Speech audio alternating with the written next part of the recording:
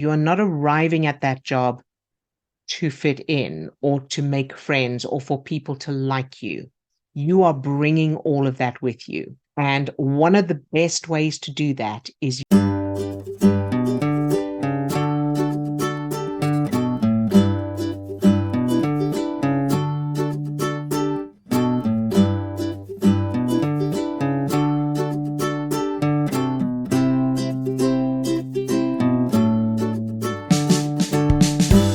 next up on the list, we have a question from Sphesihle. So, in fact, before I read the question from Sphesihle, Sphesihle also sent some feed on results that she's had. So, for those of you who've seen previous episodes where Sphesihle has asked questions and asked for help regarding leaving a job that she was stressed in and getting another job, and then worried about the interview, and then feeling like she'd messed up the interview and all of that. So those are in previous episodes and you can look those up if you like. She sent me this email last week and she wrote it in order to help encourage others as well, which I am really grateful for. So she says, and then I'll answer her question after this. Hi, Odile, I have some exciting news to share. So remember the interview that I went to that I told you about where I felt I did not do a good job? Yeah, that one. Well, right after I emailed you, I got a call to do an assessment as soon as possible. This was surprising as I thought I wouldn't hear from them until at least a week, and the news probably was not going to be good. Anyway, I did the assessment the following day. It was divided into 3 parts and took almost 2 hours. First part was more mathematical. Maths has never been my strong subject. I did the best I could, but I did not finish as time ran out. The next, second and third part was more personality-based, which also had me a bit worried, as I thought maybe how I'm answering would not be a good fit for the company. But anyway, I answered honestly. No, this was 3 weeks ago, Friday afternoon. Fast forward to the following Monday, and I get another call where they asked me what my university student number was, I think to verify that my qualification is authentic. I was starting to feel relieved as now I know there is still a chance. I then got another call back about a week later to do fingerprints and for a second interview. I kept practicing my touchstone of, yes, I did it. And I can now finally say, I got the job. So I'm thrilled about that, Sphesihle. Well done.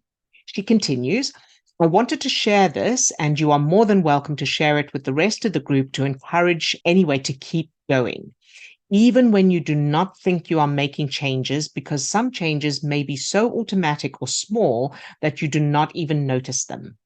One thing I did notice in my interview, I maintained eye contact, even when I was stumbling over the questions or even when my voice cracked. Keeping eye contact in the past was something very hard for me. So well done, Sphesihle. So to round this up, I just want to encourage people to keep going. There will be days where you are drained or discouraged by your present circumstances, or where you feel tired or just do not feel like doing the work or practicing the memories and technique. Allow yourself to feel those emotions, but the next day, pick yourself up and keep at it whilst being kind to yourself. And then she says, thank you for all the work you do, and I cannot wait to share more exciting wins and also ask for help along the way, as I know this is a lifelong commitment, and I am excited to see where this journey takes me. So thank you so much again, Sphesihle, for sending that to encourage others. That is wonderful. Now on to Sphesihle's question for this week. She says, I have a question regarding an email you sent us a while ago regarding a woman whose dog Peanut went missing and no one told her what happened. I had a similar experience of coming home and my dog not being there when I was about 9 or 10. Till this day, I'm not sure what happened, but my sister said he got run over by a car and they didn't want to tell me. My cousin, who we were living with at the time, said he ran away. So I'm still not sure what happened. Could you please expound on what the ramifications of this are, as well as any stepping stones and final memories I can work on? I do sometimes find that I don't want to speak up or that my opinion doesn't matter in situations where I should voice them.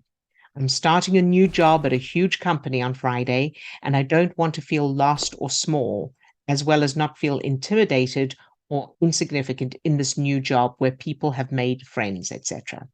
So thank you, Sphesihle, for the question, and well done for reaching out for help with changing that reference.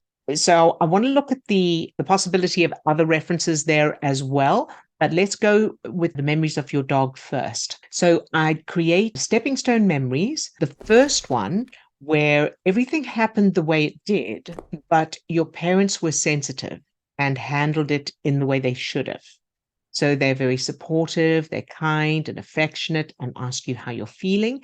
And then they listen to you and they understand you when you speak. So you're allowed to express how you feel about your dog, whether the dog was run over or he ran away, either of those. Go with, you can do both because it's separate references, so that your parents are supportive and listening to you. So you are allowed to express yourself. And then, of course, the dog actually comes back. He was all right. So, but the important part of that stepping stone is you being listened to and heard and very supported and feeling loved. The second stepping stone is where you get home and your mum says that your dog is at the vet and she was waiting for you so that she could take you there and she could go with you so that you can be with him. And then when you get to the vet, he's healed, they've healed him, and he's absolutely fine, and he's happy to see you, and you take him home. So again, remember that, I know you know this, I'm saying this for others as well. The unconscious part of the brain doesn't use logic or reason and can't judge something as unrealistic. So any logical arguments against that or resistance, remind yourself, yes, that's true, but the unconscious part of my brain doesn't know that. Then the final memory is that not only is your dog happy and healthy and waiting for you when you get home from school that day, but also the big news when you get home from school is that your mum has got you a new puppy as well, or whatever that little you would have lived. So it's something exciting, something wonderful. So we want that amped up emotion, but in a good way. So your dog's there waiting for you, and something else. The big news is you're all going on holiday, or there's a new puppy, something like that. Let me know if you need help with suggestions for that. So now let's go to the arriving at this new company on this new job on Friday. So I'm very excited for you. Good, well done, you. And the important thing here is to pre-pave. So you'll definitely want to change any other childhood memories. So, ask yourself, imagine that, change the ones with the dog, then think about going into work on Friday to this new job and notice if there's still any concerns. What do you imagine it's going to be like when you get there? And then if there's anything negative, ask yourself, okay, how do I know? How does that feel? Where in my childhood did I feel that? And of course, keep doing that until when you think of work, there's nothing negative. And find something positive that you're looking forward to. So whatever that may be, find something to look forward to. So that's that piece. The other piece is continue to use that touchstone that you created, because the touchstone was one that you created to get this job. Now continue to use it for how the job is going to go, for your experience at that job.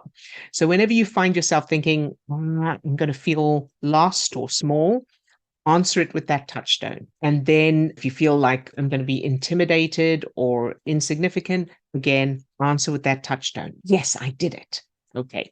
So keep using that touch, continue to use that touchstone. And one of the sort of possible references there would be school. See if there's anything in school where you were new, or you felt left out, or you felt insignificant, or anything like that. Make sure you change those. But you can also create from scratch, being the most popular kid in school. So what you're aiming at is to arrive at that job on Friday feeling you're bringing everything with you. That's very, very important. You are not arriving at that job to fit in or to make friends or for people to like you. You are bringing all of that with you. And one of the best ways to do that is using the superpower and pre-paving. So get into the superpower state and imagine filling that whole company and everyone in it with that same love, that light, that energy, the superpower. For anybody who doesn't have the superpower book, email me and I'll send you a PDF copy of it. So use that, prepave it, and so that every time you think of that company, you're turning on that light and you're filling everything with that light. And then when you walk in, when you actually arrive, switch on that light. So be in that state because it'll affect the way you speak with people. It'll affect the impression you are projecting. And all of that, of course, comes from the most important thing, which will be how you're feeling. So you want to feel empowered. So I hope that helps, Sphesihle, but of course, let me know if you need more on that, more suggestions, or you need clarification.